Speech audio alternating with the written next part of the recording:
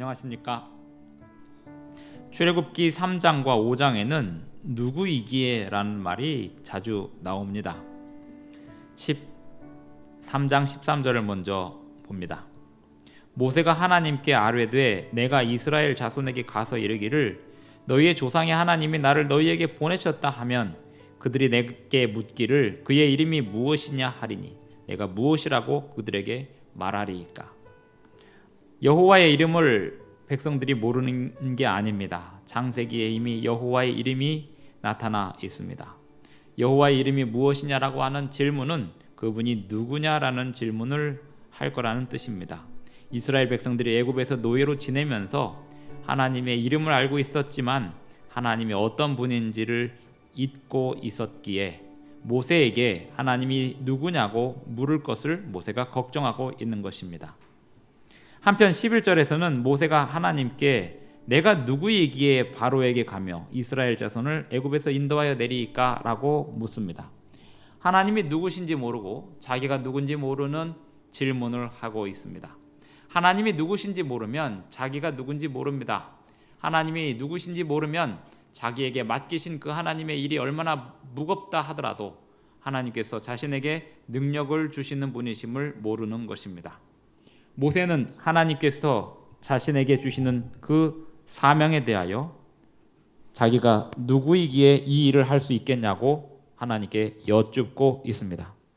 하나님이 모세에게 말씀하시기를 내가 이 세상을 창조한 사람이고 존재이고 내가 너를 만든 존재다라고 말씀하고 있습니다. 14절에 보면 3장 14절에 보면 하나님이 모세에게 이르시되 나는 스스로 있는 자이니라. 또 이르시되 너는 이스라엘 자손에게 이같이 이르기를 스스로 있는 자가 나를 너희에게 보내셨다 하라. 이렇게 말씀하고 있습니다. 또 4장에 보면 11절 여호와께서 그에게 이르시되 누가 사람의 입을 지었느냐 누가 말 못하는 자나 못 듣는 자나 눈 밝은 자나 맹인이 되게 하였느냐 여호와가 아니냐. 여호와 하나님이 입을 만드시고 또 말을 만드신 분이심을 모세가 기억하고 가도록 하고 있습니다. 이제 출애굽기 5장에 보면 애굽의 바로 왕이 여호와가 누구냐고 따져 묻고 있습니다. 모세는 하나님의 명령을 따라 애굽 왕 바로에게 갔습니다. 하나님의 명령에 따르면 내 백성 이스라엘 자손을 애굽에서 인도하여 내라고 하셨기 때문에 모세는 그 일을 시작하러 간 것입니다. 내 백성을 보내라 하시는 하나님의 명령에 대해 애굽 왕 바로는 어떤 반응을 했을까요? 출애굽기 5장 1절과 2절을 보겠습니다. 그 후에 모세와 아론이 바로에게 가서 이르되 이스라엘의 하나님 여호와께서 이같이 말씀하시기를 내 백성을 보내라. 그러면 그들이 광야에서 내 앞에 절기를 지킬 것이니라 하셨나이다. 바로가 이르되 여호와가 누구이기에 내가 그의 목소리를 듣고 이스라엘을 보내겠느냐. 나는 여호와를 알지 못하니 이스라엘을 보내지 아니하리라. 여호와가 누구이기에 라고 반응한 이 바로의 태도는 반항의 표시였습니다. 하나님의 명령을 부정하는 의미였습니다. 자기가 여호와를 알지 못한다는 사실을 자랑스럽게 이야기합니다. 역사 속에서 얼마나 많은 사람들이 이런 교만한 말을 해왔는지요. 그리고 이것은 얼마나 불행한 말인지 모릅니다. 요한복음 17장 3절에는 영생은 곧 유일하신 참 하나님과 그가 보내신 자 예수 그리스도를 아는 것이라 했습니다. 하나님을 모른다라고 하는 이 교만한 말은 영생을 포기한다는 말이기도 합니다. 비극 중에 비극입니다. 애굽은 그 왕 바로와 더불어 하나님의 존재와 권위를 부정하는 권력을 상징합니다. 하나님과 그 말씀과 그 백성에 대항하는 실체입니다. 출애굽, 우리는 그 애굽에서 나오는 이야기를 출애굽기에서 보고 있는 것입니다. 바로 왕의 선언은 이스라엘을 보내지 아니하리라입니다.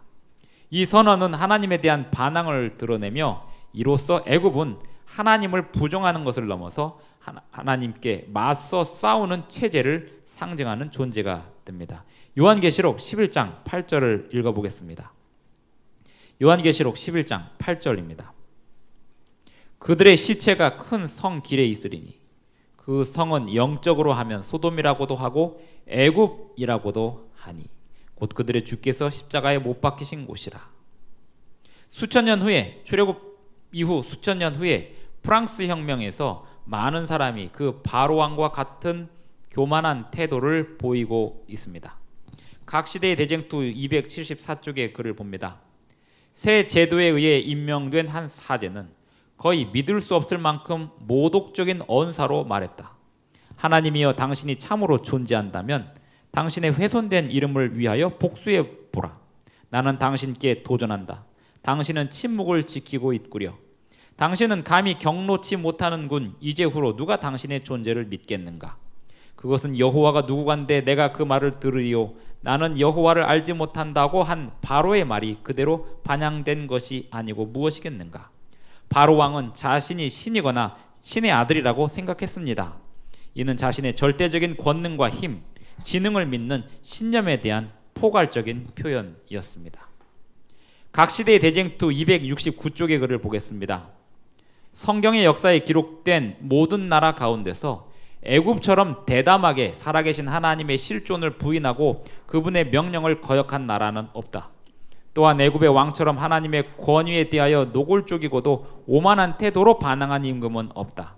하나님께서 모세를 통하여 여호와의 이름으로 바로에게 기별을 보냈을 때 바로는 여호와가 누구간데 내가 그 말을 듣고 이스라엘을 보내겠느냐? 나는 여호와를 알지 못하니 이스라엘도 보내지 아니하리라 라고 오만하게 말했다. 그것은 무신론이다.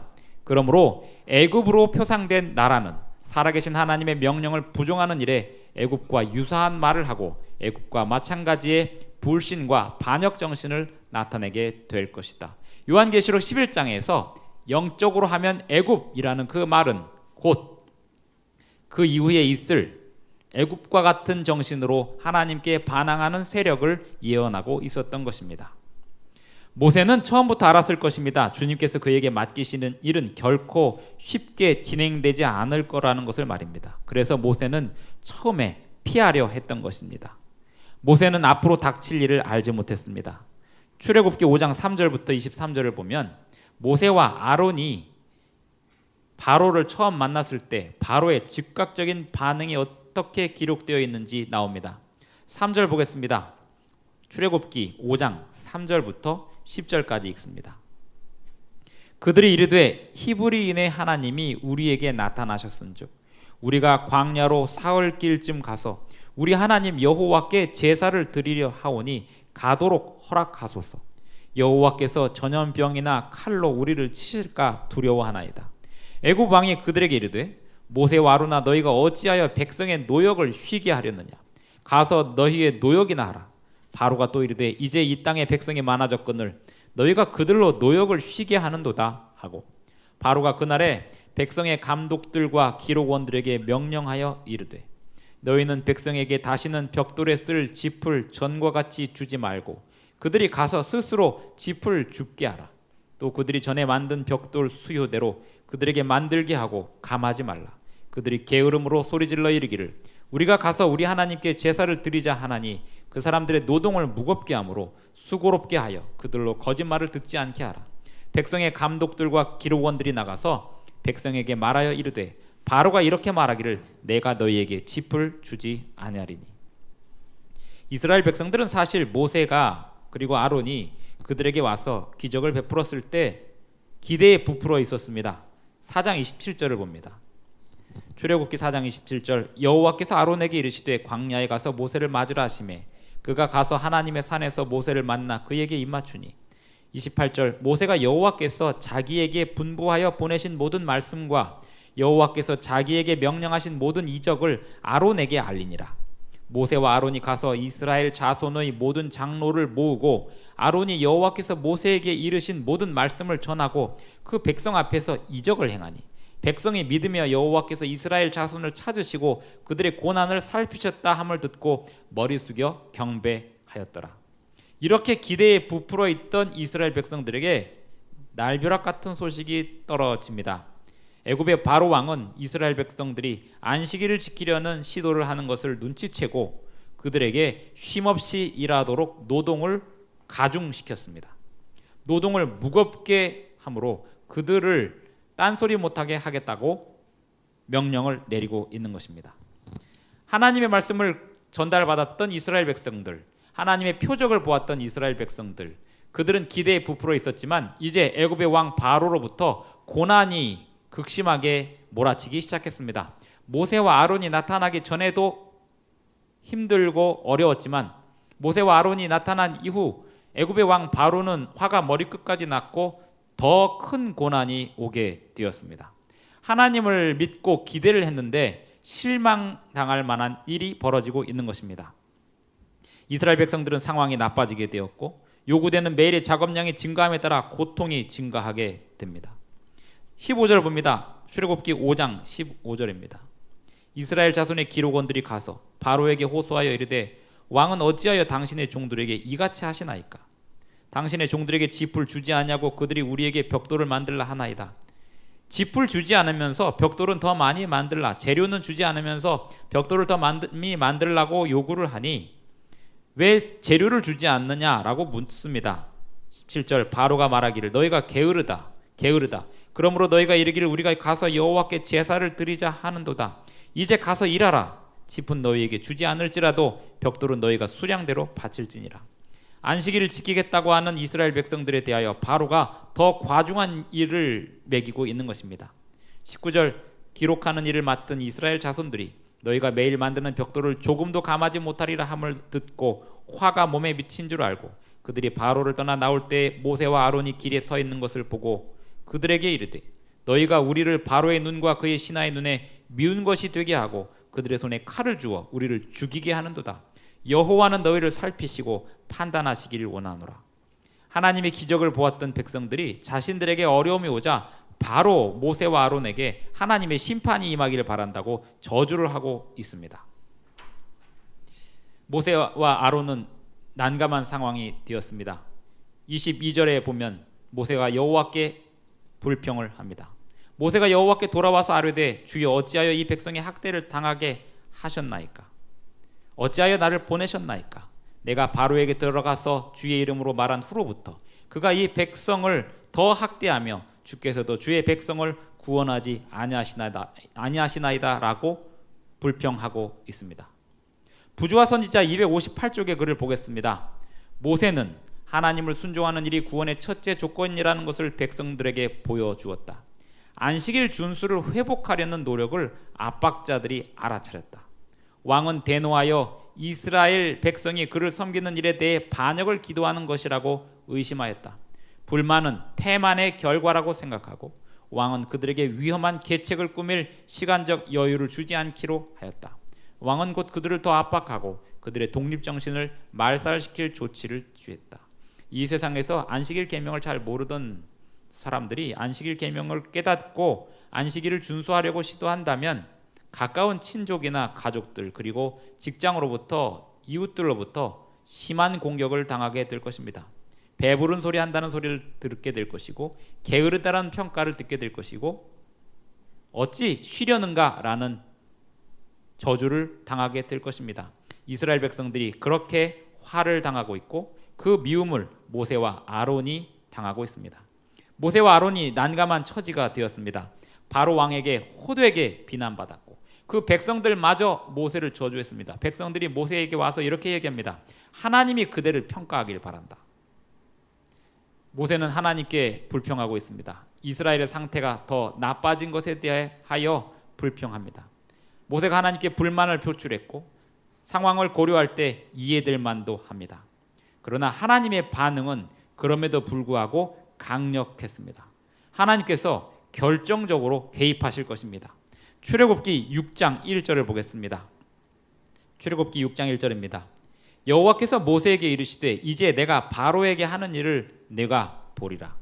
강한 손으로 말미암아 바로가 그들을 보내리라. 강한 손으로 말미암아 바로가 그들을 그의 땅에서 쫓아내리라. 출애굽기 5장 22절부터 6장 8절까지 보면 하나님의 반응이 어떤 의미가 있는지 그리고 어떤 중요성이 있는지 생각해 볼 만합니다. 하나님은 더 이상 말씀만 하고 계시지 않습니다.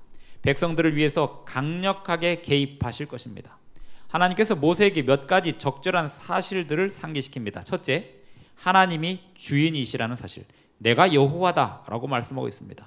그리고 부조들 아브라함과 이삭과 야곱에게 나타나신 하나님 여호와이심을 확인시킵니다. 그리고 그 부조들인 아브라함과 이삭과 야곱에게 언약하셨음을 상기시킵니다.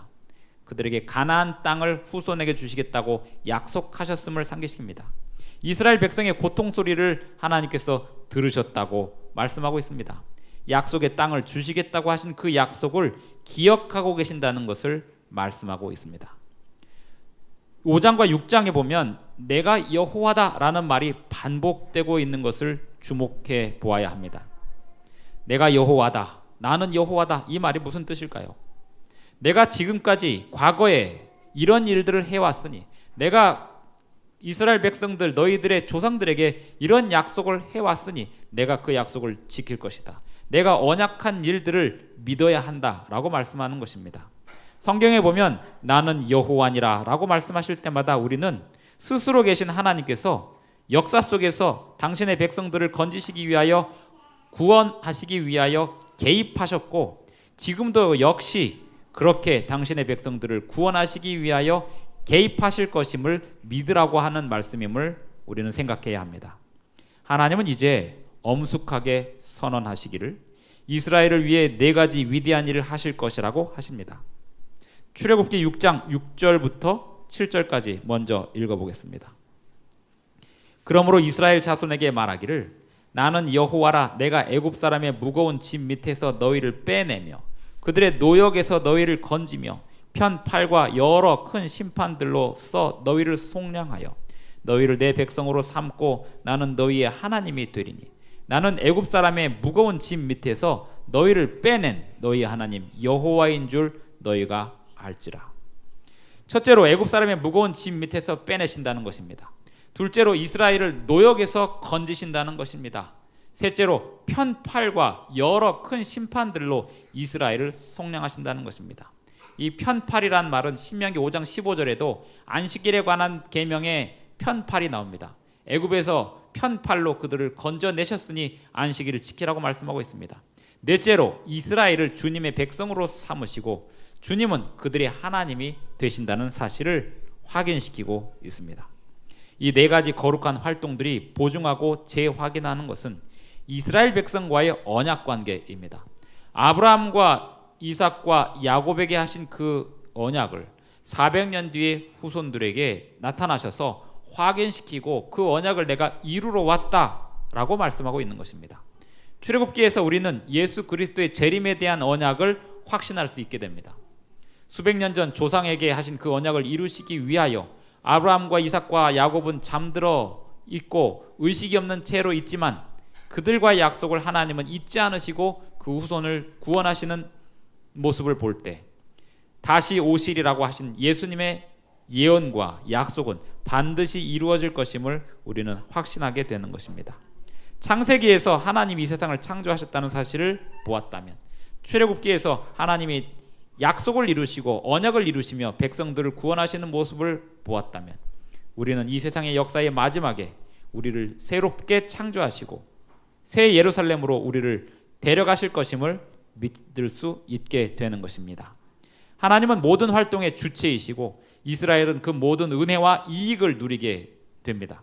하나님은 그 모든 선물을 거저 주십니다. 사랑으로 주시는 것입니다. 이스라엘 백성들이 선택된 이유는 그들의 숫자가 많아서도 아니고 그들이 위대한 민족이어서도 아니었습니다. 성경은 말하기를 그들의 조상 아브라함과 약속하였기 때문이라고 말씀하고 있습니다. 하나님이 오늘날 우리를 구원하시는 이유는 우리가 위대한 교회도 아니고 위대한 민족이어서도 아닙니다. 하나님께서 예수님과 약속하신, 인간으로서의 예수님과 약속하신 그 약속을 이루시려고 우리를 구원하시고 사랑으로 거저 선물을 베푸시는 것입니다. 하나님께서 그들에게 하신 것처럼 우리에게도 그렇게 하십니다. 증언보감 2권 111쪽의 글을 읽고 마무리하겠습니다. 수많은 사람이 구원의 계획에 나타난 비할 데 없는 은혜를 멸시하기까지 한다.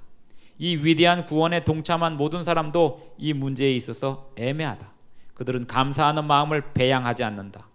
그러나 구속의 주제는 천사들도 알아보기를 원하는 것이다. 그것은 무궁한 세월을 통하여 속량받은 자들의 과학과 노래가 될 것이다. 그것은 지금 주의 깊이 생각하고 연구할 가치가 있지 않은가? 이스라엘 백성들은 광야에서 만나를 먹으면서도 매일매일 기적을 보면서도 그것이 당연한 것인 양 살았습니다. 우리는 오늘도 하나님의 기적의 보호하심 가운데 하루를 살고 있음을 생각해야 합니다. 감사한 마음을 배양하지 않는다면 우리는 이스라엘 백성들처럼 실패할 것입니다. 하지만 우리는 오늘 감사하는 마음을 배양해야 합니다. 하나님이 얼마나 많은 기적으로 우리를 돌보시고 있는지 그것을 생각하면서 깊이 연구하는 것이 오늘 우리가 해야 할 일입니다. 여호와 하나님께서는 모세에게 장차 일어날 일에 관한 놀라운 약속들을 주셨습니다. 모세에게는 큰 용기가 되었음에 틀림없지만 그 모세가 받았던 용기는 짧게만 유지되었을 가능성이 높습니다. 왜냐하면 백성들의 반응이 영 시원치 않았기 때문입니다.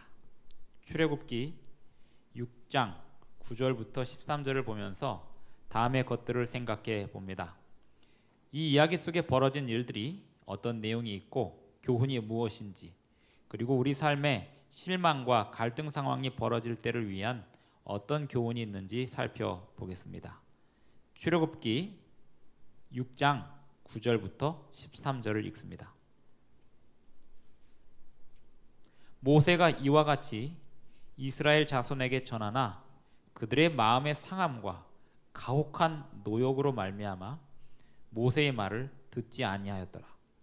여호와께서 모세에게 말씀하여 이르시되 들어가서 애굽 왕 바로에게 말하여 이스라엘 자손을 그 땅에서 내보내게 하라.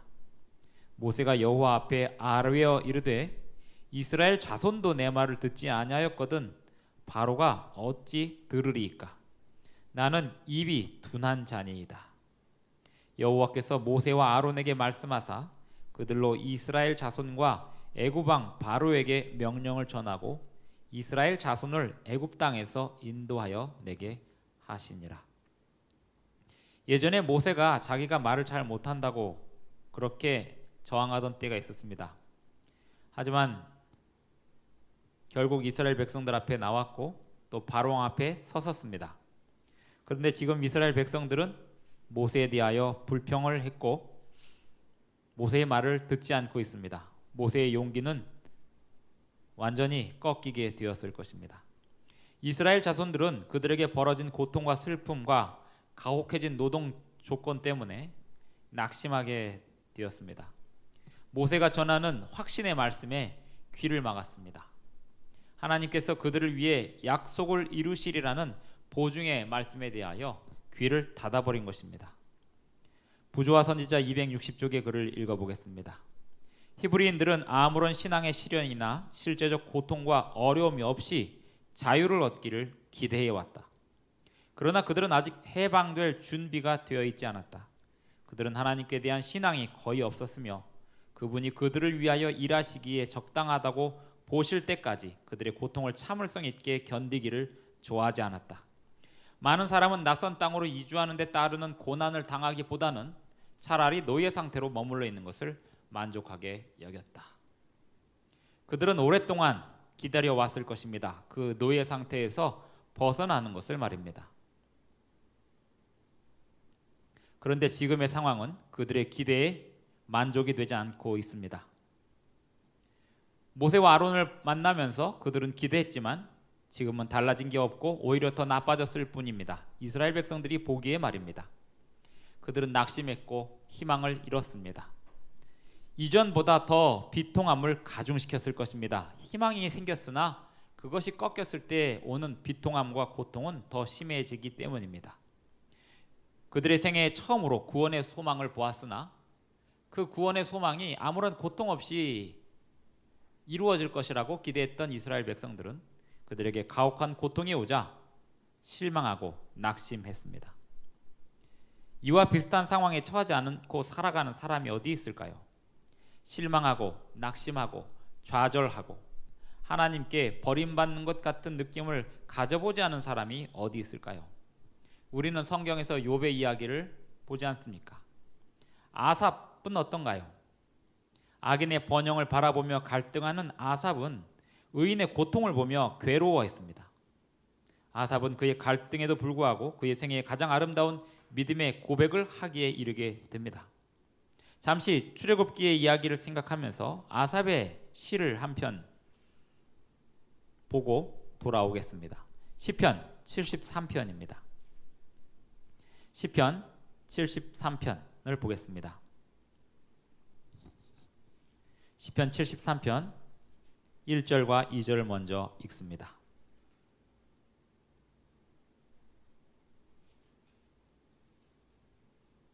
하나님이 참으로 이스라엘 중 마음이 정결한 자에게 선을 행하시나 나는 거의 넘어질 뻔하였고 나의 걸음이 미끄러질 뻔하였으니. 왜 그랬을까요? 이는 내가 악인의 형통함을 보고 오만한 자를 질투하였음이로다. 그들은 죽을 때에도 고통이 없고 그 힘이 강건하며. 악인이 형통하게 살다가 편안하게 죽는 걸 보면서 아삽이 거의 넘어질 뻔했다라고 고백하고 있습니다. 그러면서 의인들은 반면에 고통스럽게 살아가는 모습을 볼 때 더욱 아삽의 갈등은 커졌습니다. 하나님 백성들이 하나님의 구원을 받는 데 있어서 고난을 당할 때 그들은 낙심하게 됩니다. 이 세상에서 하나님의 백성들이 살아가는 길은 하나님의 구원의 역사가 펼쳐지면 펼쳐질수록 고난도 함께 오기에 그 고난을 당하기 원치 않는 사람들은 하나님의 구원의 역사에서 실망하게 되기도 합니다. 하지만 아삽은 놀라운 고백을 하게 되는데 23절 보겠습니다. 내가 항상 주와 함께하니 주께서 내 오른손을 붙드셨나이다. 주의 교훈으로 나를 인도하시고 후에는 영광으로 나를 영접하시리니 하늘에서는 주 외에 누가 내게 있으리요. 땅에서는 주밖에 내가 사모할 이 없나이다. 내 육체와 마음은 쇠약하나 하나님은 내 마음의 반석이시요 영원한 분깃이시라. 무서운 역사 속에서도 하나님께서는 그 백성들을 안심시켜 오셨습니다. 그리고 그 백성들과 함께 하셨습니다. 하나님은 평안과 위로를 주셨고 삶의 도전과 역경들을 견디어낼 힘을 제공해 주셨습니다. 언약에는 공식이 있습니다. 그 언약의 공식이 무엇일까요? 하나님께서 백성들에게 주시는 약속을 언약이라고 하는데 말씀으로 주시는 약속의 언약입니다. 그 언약에 담긴 공식은 이런 내용입니다. 출애굽기 6장 7절을 보겠습니다. 출애굽기 6장 7절입니다. 너희를 내 백성으로 삼고 나는 너희의 하나님이 되리니. 이게 언약의 공식입니다.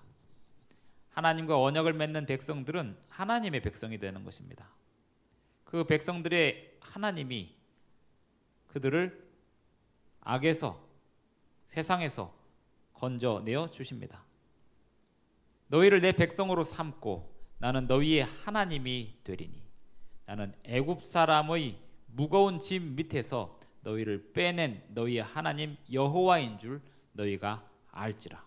지금은 애굽의 노예 상태로 있지만 장차 너희가 내가 너희를 빼낸 여호와임을 인정하게 될 것이다. 이 말은 그들을 애굽에서 건져내어 주실 것이다는 말입니다. 하나님께서 모세를 통해서 이렇게 전달하고 있는데 이스라엘 백성들은 그 이야기를 듣지 않고 있는 것입니다. 9절에 보면 모세가 이와 같이 이스라엘 자손에게 전하나 그들이 마음의 상함과 가혹한 노역으로 말미암아 모세의 말을 듣지 아니하였더라. 모세는 자꾸만 자기가 입이 둔한 자여서 안 된다라고 생각을 하는데 모세가 입이 둔한 자여서 안 되는 게 아니라 백성들이 조그만 더 힘든 일이 생겼다고 해서 불평과 짜증을 내며 귀를 막고 하나님의 언약의 말씀, 약속을 들으려고 하지 않는 상황이 문제였던 것입니다. 출애굽기 6장 28절부터 7장 7절까지는 하나님께서 모세의 저항을 어떻게 대응하시는지 잘 보여주고 있습니다. 바로 왕이 듣지 않고 이스라엘 백성들이 귀를 막아 버리자 모세는 자신의 입이 둔한 까닭이라고 자책을 하고 있습니다. 하지만 그 모세에게 하나님께서 어떻게 대하시는지 살펴보겠습니다. 28절부터 7장 7절까지 읽습니다. 여호와께서 애굽 땅에서 모세에게 말씀하시던 날에 여호와께서 모세에게 말씀하여 이르시되 나는 여호와라. 내가 네게 이르는 바를 너는 애굽 왕 바로에게 다 말하라. 모세가 여호와 앞에서 말합니다. 나는 입이 둔한 자이오니 바로가 어찌 나의 말을 들으리이까. 이스라엘 백성들도 내 말을 듣지 않는데 바로가 어떻게 나의 말을 듣겠습니까? 제 입이 형편이 없습니다 라고 말하고 있습니다. 7장 1절 여호와께서 모세에게 이르시되 볼지어다 내가 너를 바로에게 신같이 되게 하였은즉 내 형 아론은 내 대언자가 되리니 내가 네게 명령한 바를 너는 내 형 아론에게 말하고 그는 바로에게 말하여 그에게 이스라엘 자손을 그 땅에서 내보내게 할지니라. 내가 바로의 마음을 완악하게 하고 내 표징과 내 이적을 애굽 땅에서 많이 행할 것이나 바로가 너희의 말을 듣지 아니할 터인즉 내가 내 손을 애굽에 뻗쳐 여러 큰 심판을 내리고 내 군대 내 백성 이스라엘 자손을 그 땅에서 인도하여 낼지라. 내가 내 손을 애굽 위에 펴서 이스라엘 자손을 그 땅에서 인도하여 낼 때에야 애굽 사람이 나를 여호와인 줄 알리라 하시매 모세와 아론이 여호와께서 자기들에게 명령하신 대로 행하였더라. 그들이 바로에게 말할 때에 모세는 80세였고 아론은 83세였더라. 입이 둔한 것만이 문제가 아니고 이들은 노인들이었습니다. 하지만 하나님께서 그들에게 사명을 맡기시고 반드시 해내라고 말씀하고 있습니다. 7장을 보면 하나님을 소개할 때 여호와로 소개하고 있습니다. 그 뜻은 하나님은 개인적이고 가까운 분이시고 백성들이 하나님이시며 백성들과 언약 관계에 들어가시는 분이심을 나타냅니다. 여호와 하나님, 그 이름에 그러한 뜻이 들어 있습니다. 어디든지 계실 수 있는 놀라운 하나님이시고 또 우리 가운데 함께 거하시는 그 하나님께서 모세에게 다시 명령하시기를 바로에게 가서 말하라고 하십니다. 자신감이 떨어진 모세는 주저하고 있습니다. 바로가 어찌 나의 말을 들으리이까? 여기서 우리는 모세의 겸손을 보는 게 아니라 이 일에서 벗어나고 싶은 욕구를 보게 됩니다. 지금까지 잘 풀리지 않았던 일에서 벗어나고 싶은 것입니다. 애굽의 왕 바로 앞에 서는 일도 두려운 일이지만 그의 이야기를 들어야 하는 이스라엘 백성들조차도 모세의 말을 듣지 않고 있으니 모세는 이 일에서 손을 떼고 싶은 생각이 다시 들었던 것입니다. 앤드류스 성경 주석 출애굽기 편에 보면 이런 글이 있습니다. 하나님께서 모세에게 바로에게 가라고 하셨을 때 모세는 자기 불신을 나타냈다.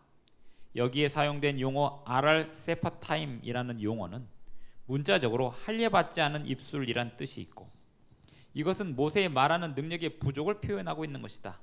이것은 4장 10절에 표현되는 혀가 둔하다는 표현과 유사하다. 출애굽기 6장 30절 모세가 여호와 앞에서 아뢰되 나는 입이 둔한 자이오니 이 말은 할례받지 않은 입술이오니 라는 뜻으로 직역이 된다는 뜻입니다. 말하는 능력의 부족을 말하고 있다고 하는 것입니다. 모세는 계속해서 자기가 말하는 게 부족하다고 이야기합니다.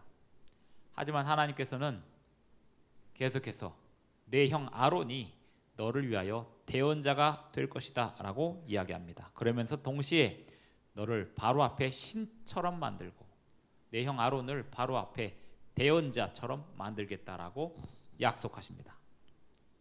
하나님은 자비하심 가운데 모세를 돕기 위해 아론을 보내십니다. 모세는 아론에게 말하면 되는 것이고 아론은 공식적으로 발언하면 되는 것입니다. 그리하여 모세는 애굽 왕 바로 앞에 하나님의 역할을 하게 되고 아론은 그의 선지자 역할을 하게 됩니다. 모세는 자신의 입이 둔함을 탓하거나 두려워할 필요가 없습니다. 하나님이 하라는 명령을 행하기만 하면 그는 바로왕 앞에 하나님처럼 되는 것입니다. 아론은 모세의 말을 받아서 바로왕 앞에 전하면 그는 대언자처럼 되는 것입니다. 여기 대언자 역할을 하고 있는 아론을 보십시오. 앞으로 아론의 생애를 보면 그에게는 흠이 많았습니다. 하지만 그가 모세의 말을 백성들에게 전할 때는 대언자의 역할을 충실히 해냈습니다. 그가 그 역할을 충실히 해냈기 때문에 대언자가 아니라 그가 전한 기별이 하나님의 기별이기 때문에 대언자의 역할을 해낸 것입니다. 사람보다 중요한 게 기별입니다. 사람보다 중요한 게 하나님께서 주시는 메시지입니다. 모세는 애굽왕 바로 앞에 하나님의 역할을 하고 아론은 그의 선지자 역할을 하게 됩니다. 모세도 아론도 80세가 넘은 노인이었고 모세는 입이 둔한 자였고 아론은 모자름이 많은 사람이었습니다. 하지만 하나님의 기별을 증거하는 입장에 있어서 모세는 하나님 역할을 했고 아론은 대언자 역할을 하고 있는 것입니다. 이 이야기는 선지자 역할에 대한 탁월한 정의를 보여줍니다. 선지자는 하나님을 대변하여 말하는 자들입니다. 하나님을 대신하여 백성들에게 하나님의 말씀을 전하고 해석하는 자들입니다. 모세가 아론에게 말하고 아론이 바로에게 선포했던 것처럼 하나님은 선지자들과 소통하시고 선지자는 하나님의 가르침을 백성들에게 전합니다. 이 일은 입에서 입으로 전해지기도 하지만 개인적으로 전할 수도 있고 또는 대다수의 경우처럼 선지자의 기별은 책으로 기록으로 남겨집니다. 하나님은 모세에게 바로와의 만남에서 무엇을 기대할 수 있는지 설명해 주셨습니다. 모세에게 경고하시기를 앞으로 직면할 일들은 쉽지 않을 것이다. 그리고 긴 싸움이 될 것이다 라고 말씀하셨습니다. 모세에게 두 번째로 강조하셨던 게 있는데 그것은 바로의 태도입니다. 그는 완악하게 나올 것이고 강경하게 나올 것이라고 모세에게 경고해 주셨습니다. 하지만 바로가 그렇게 완악하게 나오고 이 싸움이 길게 진행됨으로 인해서 오히려 하나님께서 더 큰 영광을 받을 것이라고 모세에게 말씀하셨습니다. 백성들도 이 기간이 길게 느껴진다 하더라도 끝내 하나님께서 영광을 받으실 것을 믿고 기다려야 했습니다. 혼란스러운 상황이 벌어질 것이지만 결국 하나님께서 승리하실 것이라고 영광을 얻으실 것이라는 말씀을 하고 있습니다. 그 말씀은 출애굽기 7장 5절에 들어 있습니다. 내가 내 손을 애굽 위에 펴서 이스라엘 자손을 그 땅에서 인도하여 낼 때에야 애굽 사람이 나를 여호와인 줄 알리라. 긴 기간처럼 느껴지겠지만 여러 해가 걸리는 그렇게 긴 기간도 아니었습니다. 이스라엘 백성들은 곧 하나님의 영광을 그들의 눈으로 보게 될 것이었습니다. 지금 이 시간 그들은 불평하기보다 하나님께서 하실 일을 기대하고 잠잠히 있는 것이 나중을 위해서 좋을 것입니다. 하나님 백성들은 하나님의 구원사에 있어서 지루하고 힘들고 어려운 상황이 올 것입니다. 하지만 그러할 때 하나님께서 영광을 얻으실 것을 기대하며 하나님의 말씀에 대한 순종에서 미끄러지거나 벗어나지 않도록 주의해야 합니다. 아삽은 악인의 형통함을 보고 거의 미끄러질 뻔하였다라고 고백합니다. 하지만 마지막에 오직 하나님께 모든 것을 맡기는 믿음의 고백을 하였습니다. 마찬가지로 우리도 언제나 하나님을 믿는 믿음의 고백으로 매일매일 승리하시는 경험을 하게 되시기 바랍니다. 기도하시겠습니다. 하늘에 계신 우리 아버지, 오늘도 우리에게 말씀을 주시고 이야기를 주셔서 이 말씀을 잘 기억하고 깨닫게 하여 주시니 감사합니다. 주님의 모든 구원사의 역사를 우리는 기대하고 바라볼 것을 소망합니다. 보여주시고 또 우리는 잘 견디고 인내하며 기다릴 수 있게 하여 주시옵소서. 예수님의 이름으로 기도합니다.